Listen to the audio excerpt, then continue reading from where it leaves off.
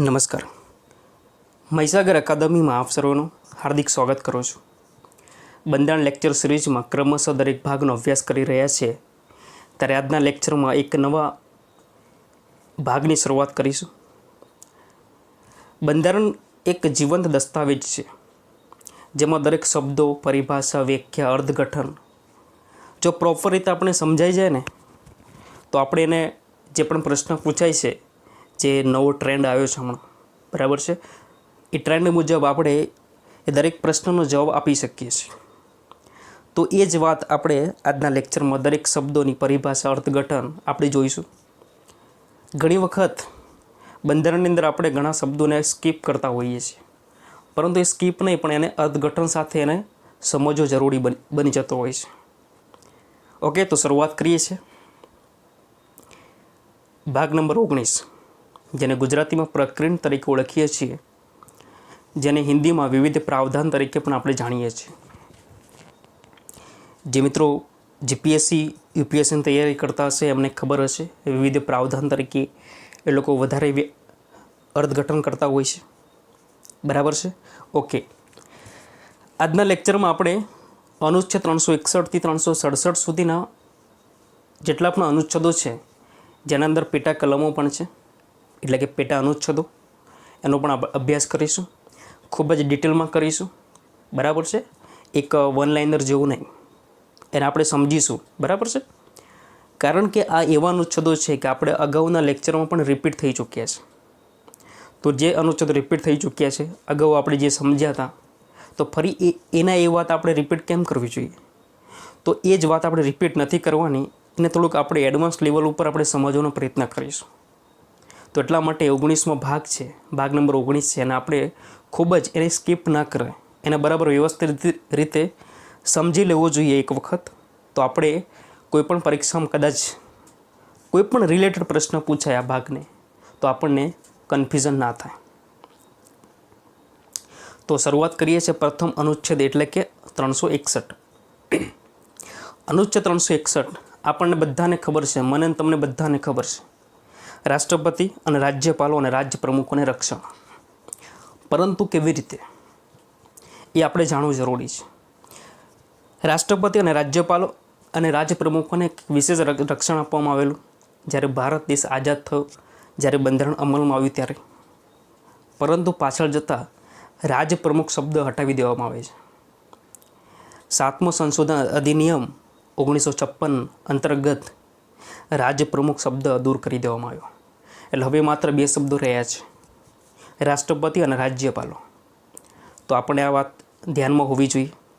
તો અનુચ્છેદ 361માં રાષ્ટ્રપતિ અને રાજ્યપાલોને વિશેષ એક રક્ષણ આપવામાં આવેલું છે. હવે પ્રશ્ન એમ પણ થવો જોઈએ કે રક્ષણ એટલે કેવી રીતે રક્ષણ?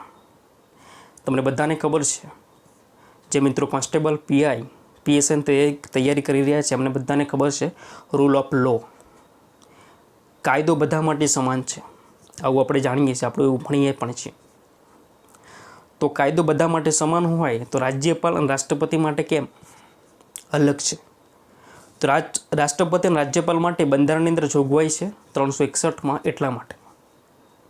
તો અહીંયા રૂલ ઓફ લોની ચર્ચા પણ કરવી જરૂરી બની જાય છે, કારણ કે રાષ્ટ્રપતિ, રાજ્યપાલ એક એવા વ્યક્તિ છે, એવો હોદ્દો છે કે જે સામાન્ય નાગરિકને હોય છે એના કરતાં વિશેષ હોય છે, પ્લસ હોય છે, બરાબર છે. ઓકે, કોઈ પણ રાષ્ટ્રપતિ હોય, કોઈ પણ રાજ્યપાલ હોય, પોતાના પદ ઉપર હોય ત્યાં સુધીમાં એની જે ફરજો છે, જે પણ કામ કરે છે, એ કામ પર ક્યારેય કોર્ટ, અદાલત કોઈ પણ કાર્યવાહી કરી શકતી નથી, એના પર કોઈ એક્શન લઈ શકતી નથી. એટલા જ માટે એના ઘણા બધા અલગ અલગ પેટા નિયમો છે, જેનો પહેલો નિયમ જોઈએ આપણે. તેમના દ્વારા કરવામાં આવતી ફરજો ઉલ્લેખિત કોઈપણ કાયદા માટે કોઈ અદાલત જવાબદાર રહેશે નહીં, બરાબર છે. અદાલતમાં જઈ શકાશે, અદાલત એમના ઉપર કોઈ કાર્યવાહી નહીં કરી શકે, બરાબર છે. ઓકે, પરંતુ એક પ્રશ્ન બીજો છે કે જ્યારે મહાભિયોગ થાય તો અદાલત કામ કરશે ત્યાં, બરાબર છે. ત્યાં અદાલત શું કરશે? કામ કરશે. પણ કેવી રીતે કરશે કામ? સલાહ આપવા માટે, સમીક્ષા કરવા માટે નિર્ણાયક ભૂમિકા ભજવશે ત્યાં, બરાબર છે. આવી રીતે ભજવશે, સમજાય છે.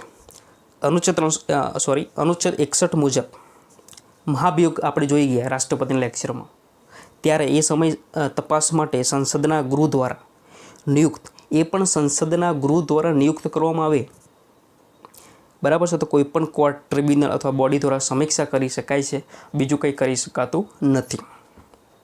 સમીક્ષા, બરાબર. ત્યાર પછી આના ઉપર મહાભિયોગ પ્રક્રિયા થતી હોય છે. પણ ક્યારે મહાભિયોગ પ્રક્રિયા થાય ત્યારની વાત છે. એ પહેલાં એના પર વિશેષ અધિકાર છે, તેના પર કોઈ અદાલત જવાબદાર રહેશે નહીં. એક બીજો મુદ્દો છે, રાષ્ટ્રપતિ અથવા રાજ્યના રાજ્યપાલ વિરુદ્ધ કોઈ પણ અદાલતમાં તેમના પદના કાર્યકાળ દરમિયાન કોઈ ગુનાહિત કાર્યવાહી કરવામાં આવશે નહીં અથવા ચાલુ રાખવામાં આવશે નહીં. સમજાયું? ના સમજાયું તો ફરીથી તમને સમજાવું કે રાષ્ટ્રપતિ બને છે એ પહેલાં એના પર કોઈ કેસ ચાલતો હોય, કોઈ કેસ થવાનો હોય, પરંતુ રાષ્ટ્રપતિ બની જાય છે વ્યક્તિ, રાજ્યપાલ બની જાય છે, પછી એના ઉપર કોઈ કેસ કાર્યવાહી કરવામાં આવતી નથી.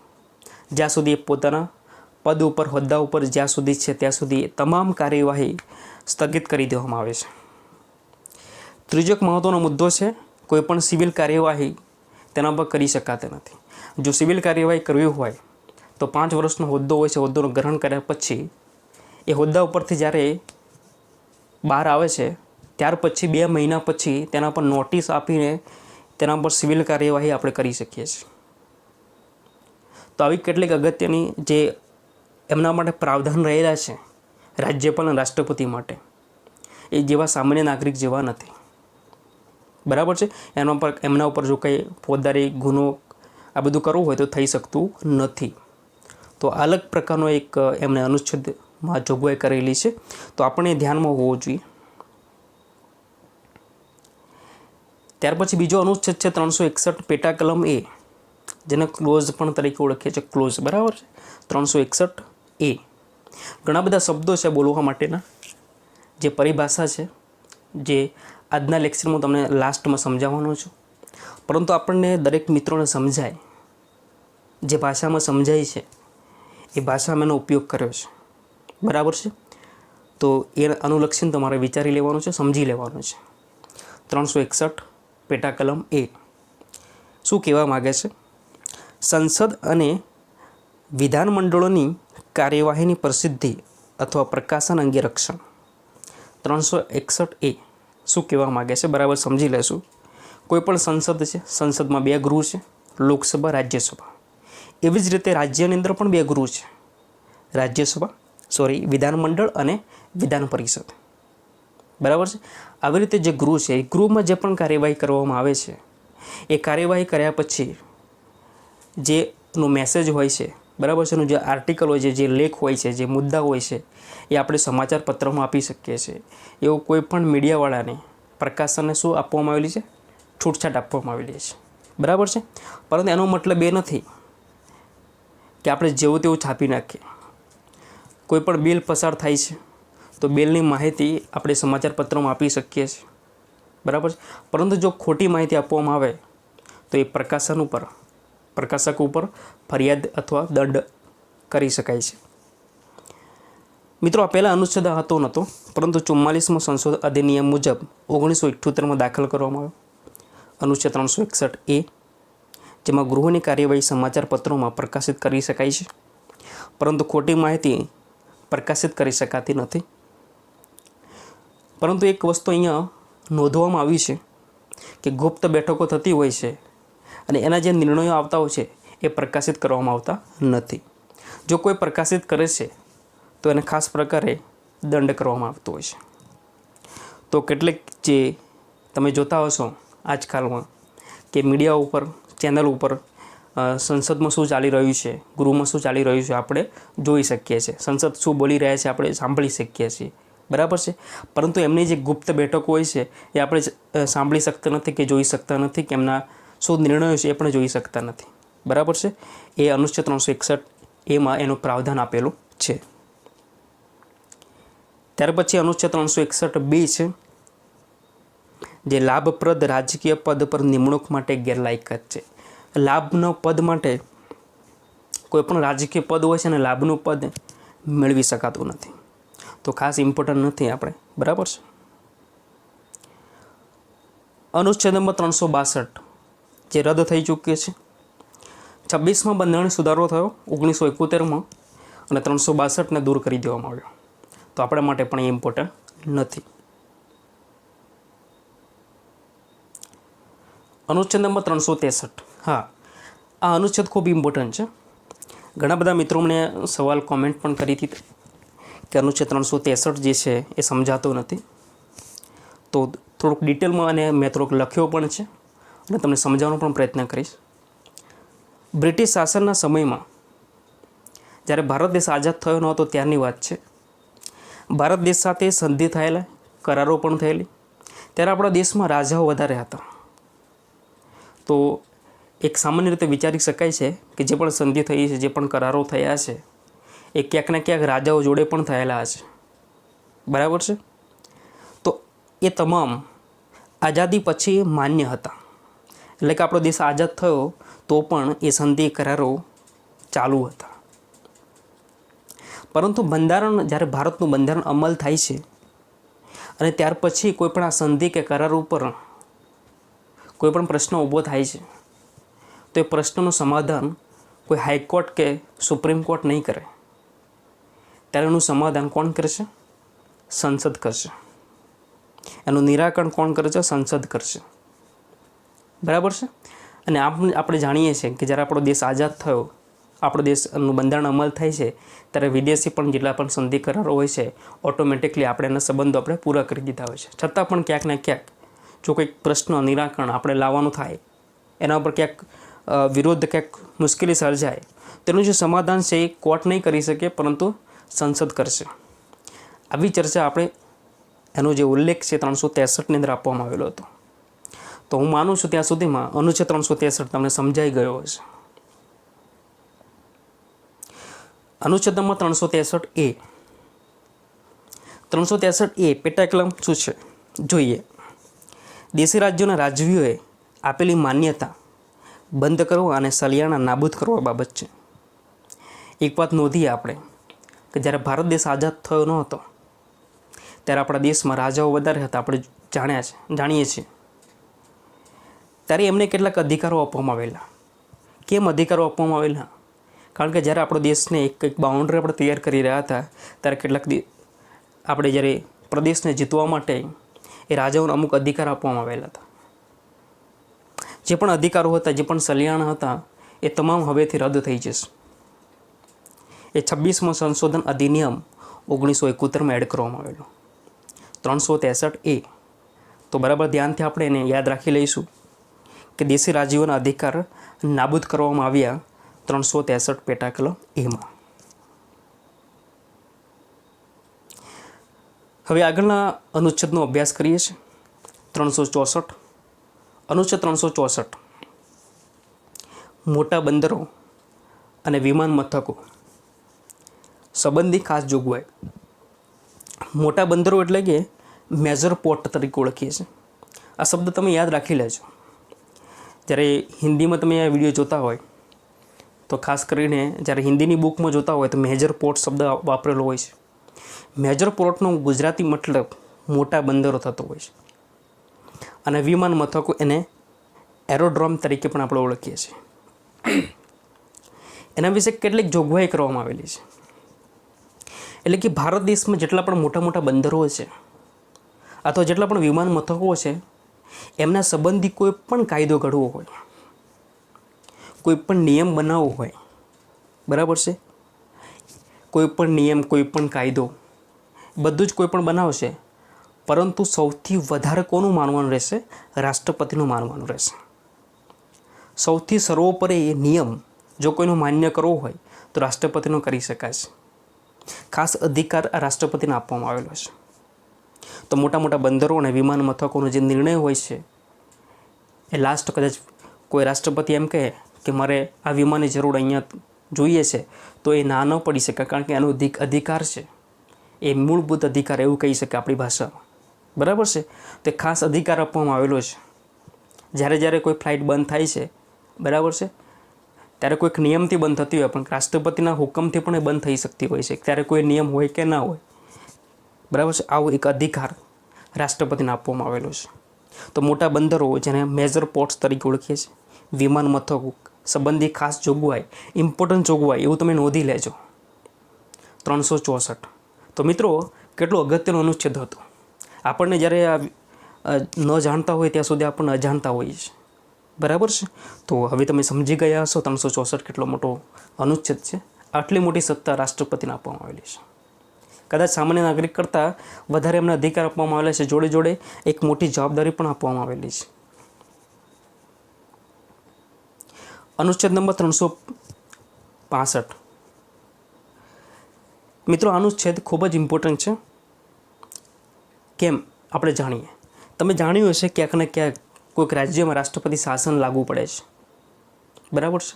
ઓકે, તો એક બાબત છે, કોઈ પણ સંઘ હોય છે, આપણા દેશમાં સંઘ વ્યવસ્થા છે, સંઘીય વ્યવસ્થા છે, અને એક બધા રાજ્યોમાં વિભાજિત થયેલો આપણો દેશ છે.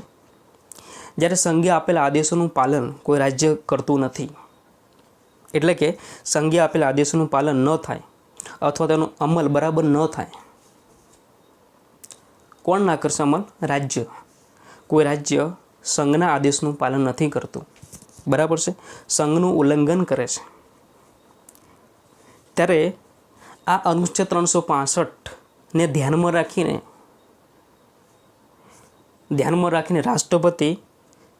રાષ્ટ્રપતિ શાસન લગાવી શકે છે.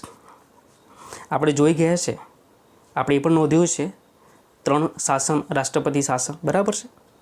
જે કટોકટી વખત 3 મુદ્દા આપણે જોઈ લીધા છે, 352, 356 અને 360.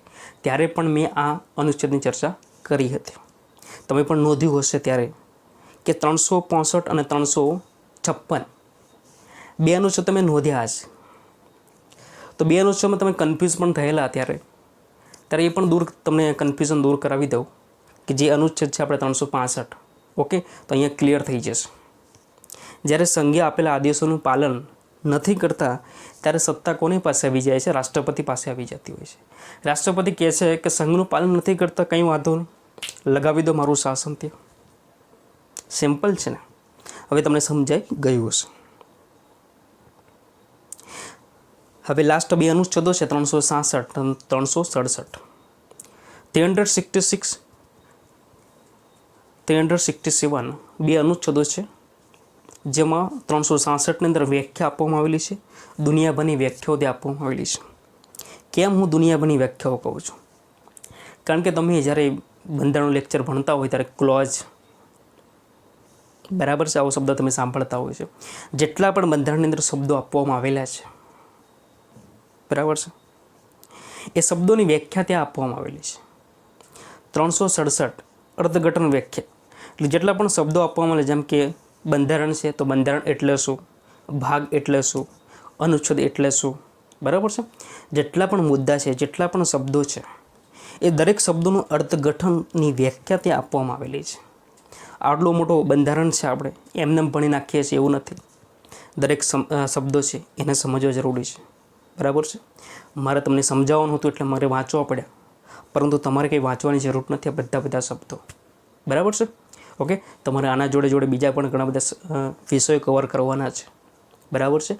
અથવા તમને ગમતો વિષય હોય બંધારણ, તો તમે એના વિશે જાણી શકો છો.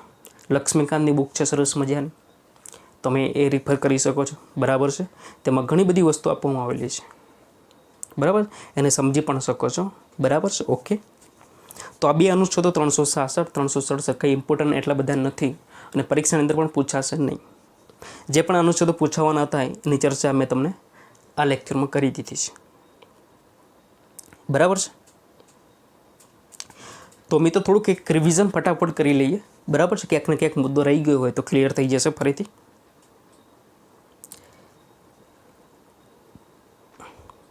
361 આપણે જોઈ લીધું, જેમાં રાષ્ટ્રપતિ રાજ્યપાલ માટે એક વિશેષ પ્રકારનું રક્ષણ આપવામાં આવેલું છે. 361A, જેમાં સંસદ અને રાજ્ય વિધાનમંડળોની કાર્યવાહીની પ્રસિદ્ધિ અથવા પ્રકાશન પર રક્ષણ છે. 362 રદ થઈ ગયો છે. 363, જે મેં તમને વધારે સમજાવ્યું ડિટેલમાં, કે બ્રિટિશ શાસનના સમયમાં ભારત દેશ સાથે સંધિ કરારો કરવામાં આવેલા એ તમામ આઝાદી પછી માન્ય હતા, પરંતુ બંધારણના અમલ થયા પછી આ સંધિ અથવા કરાર પર કોઈ વિવાદ થાય છે તો વિવાદનું નિરાકરણ સંસદ દ્વારા કરવામાં આવશે, ન્યાયાલય દ્વારા નહીં. 363A દેશી રાજ્યોને આપેલી માન્યતા બંધ કરવા અને સલિયાણા નાબૂદ કરવા બાબત છે. 364 મોટા બંદરો અને વિમાન મથકો પર સંબંધી ખાસ જોગવાઈ છે, જેની પણ આપણે ચર્ચા કરી છે. 365 સંઘે આપેલા આદેશોનું પાલન ન થાય અથવા તેમનો અમલ ન થાય ત્યારે એનું પરિણામ શું હોય છે? તો રાષ્ટ્રપતિ શાસન હોય છે. એ પણ આપણે ચર્ચા કરી દીધી છે. અને 2 અનુચ્છેદો લાસ્ટમાં આપણે જોઈ લીધા છે. ઓકે મિત્રો, તો અહીંયા આપણે ભાગ નંબર 19ને પૂરો કરીએ છીએ. હું આશા રાખીશ કે દરેક કન્સેપ્ટ સમજાવવાનો પ્રયત્ન મેં કર્યો છે. ખૂબ જ ડિટેલમાં ચર્ચા કરી છે. આ ભાગ હવે જોયા પછી તમને કોઈ ડાઉટફુલ ન રહેવો જોઈએ, બરાબર છે? 1-2 વખત તમે જોશો એટલે બધા ડાઉટ તમારે ક્લિયર થઈ જશે. જો તમને આ વિડીયો ગમ્યો હોય તો લાઈક જરૂર કરજો.